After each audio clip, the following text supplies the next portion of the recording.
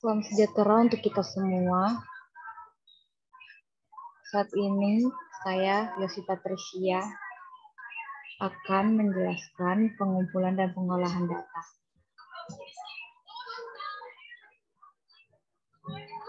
Yang pertama itu kuesioner atau angket.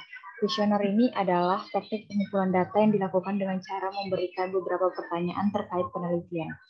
Lalu yang kedua itu wawancara. Metode wawancara atau interview ini merupakan proses memperoleh keterangan untuk tujuan penelitian dengan cara tanya jawab sambil bertatap muka. Yang ketiga adalah metode observasi atau pengamatan. Observasi ini mengumpulkan data langsung dari lapangan.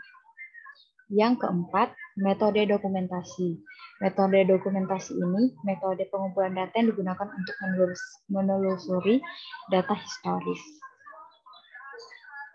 Lalu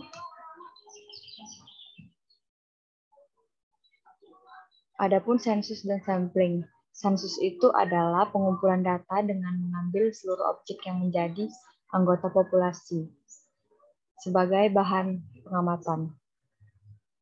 Data yang diperoleh ini data sebenarnya. Ukuran-ukuran statistika itu rata-rata dan simpangan baku.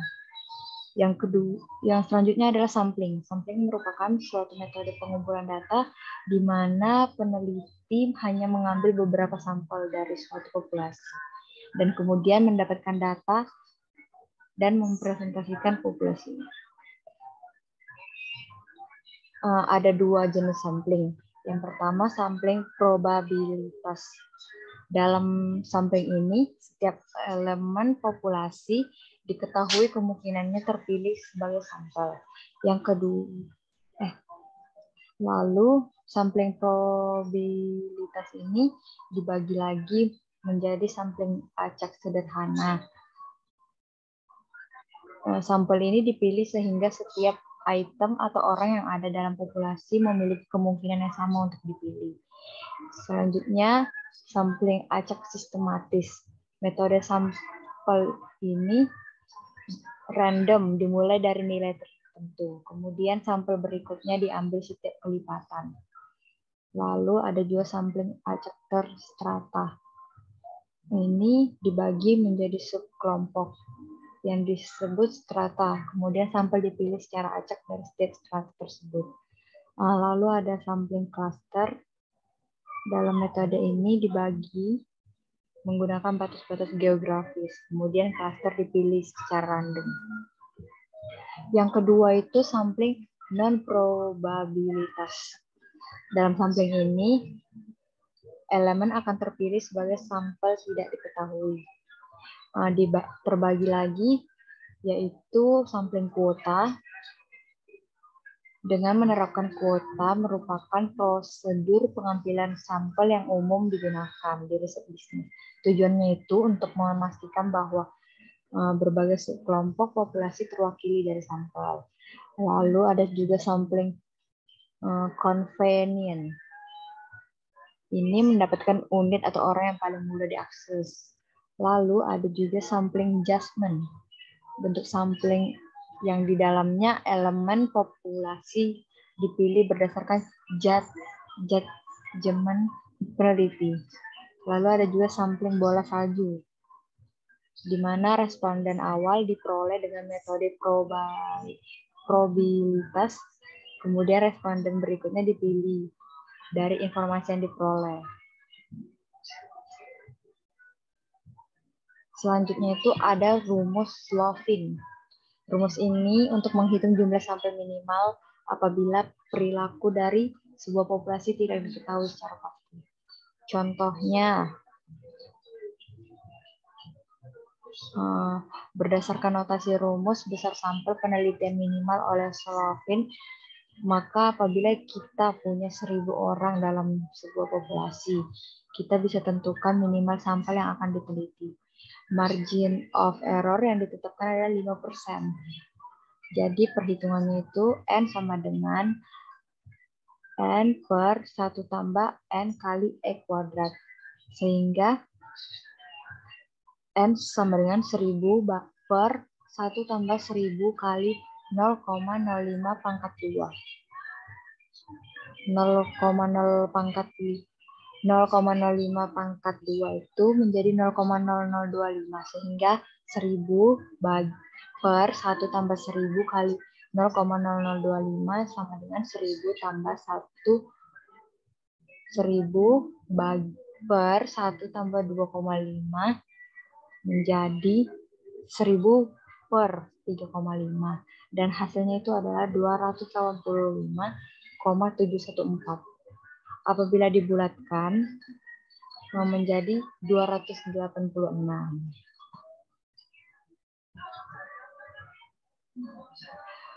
Selanjutnya cara pengambilan sampel. Yang pertama itu probability sampling.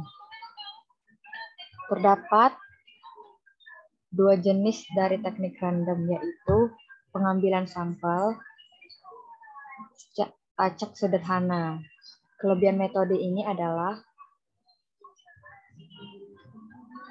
mengurangi bias atau kecenderungan berpihak pada anggota populasi dan dapat mengetahui adanya kesalahan baku dalam penelitian.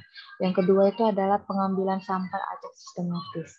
Kelebihan dari metode ini adalah cara ini lebih cepat, lebih mudah, dan lebih dibanding cara lainnya. Cara ini memudahkan peneliti karena memungkinkan kita untuk mengambil sampel di lapangan tanpa harus menggunakan kerangka sampel.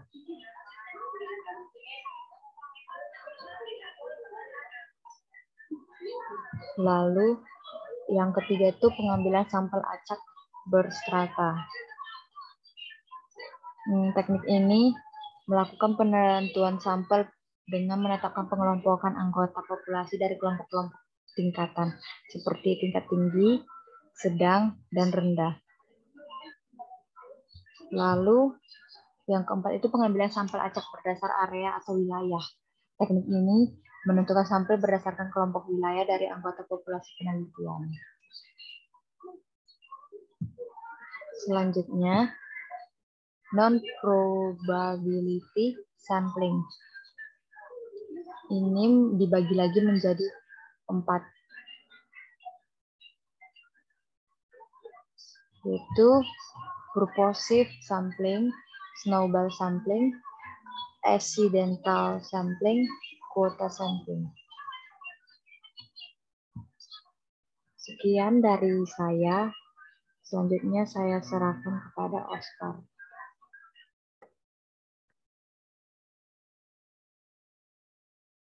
Perkenalkan, nama saya Oscar Suprianto. Ini 4122001055. Di sini saya akan melanjutkan presentasi dari teman saya, yaitu alat pengumpulan data.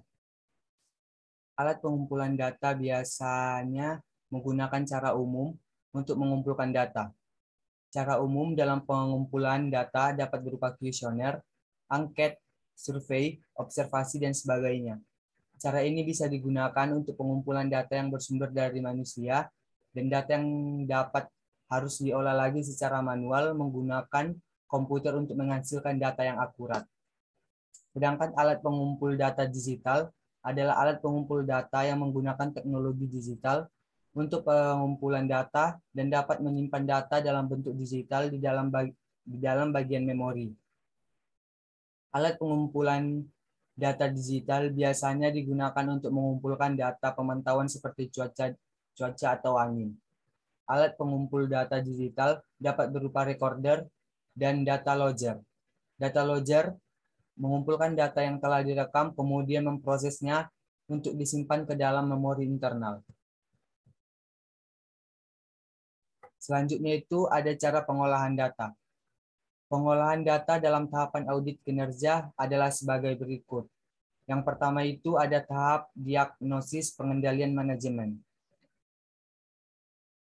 Pada tahap ini, auditor menilai tingkat keandalan pengendalian manajemen. Sesuai pedoman audit kinerja, auditor diharapkan menetapkan skor dengan skala 1 sampai 5. Skor 1 berarti sistem pengendalian manajemen dinilai sangat lemah, dan skor 5 berarti sangat kuat. Skor tingkat keandalan pengendalian manajemen diperoleh dari hasil review dokumen, observasi, dan penyebaran kuesioner sesuai dengan teknik yang ditetapkan. Yang kedua ada tahap penilaian IKK dan capaian kinerja. Pada tahap ini dilakukan penilaian terhadap IKK dan capaian kinerja.